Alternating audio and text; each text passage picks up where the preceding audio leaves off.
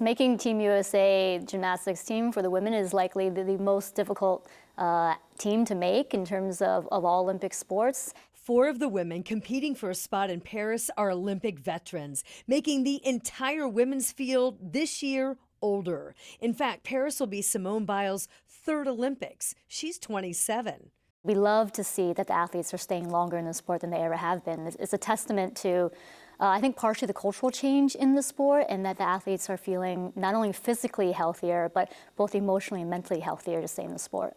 And the men are younger, competing with more difficult skills. That combination ended the men's 20-year drought of a global team medal. We're so excited to see the men performing so well, and so for them to take bronze in Antwerp at the last World Championships is a sign that they're riding the wave in terms of a positive trajectory. And both teams are increasingly diverse. The majority of the past World Championships teams, on both the men and the women, were minorities, and so we're seeing a lot of diversity with our sport at the elite level, and it's fantastic to see. Leung is marking 5 years at the top of USA Gymnastics, charged with leading transformative change after the Dr. Larry Nassar athlete abuse scandal. Scarring athletes, scaring sponsors, sparking bankruptcy. She hired 70% new people and tasked them with new priorities and new policies.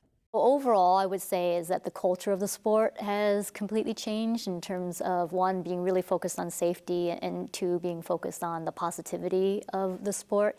And she says it's all measured through an athlete feedback loop.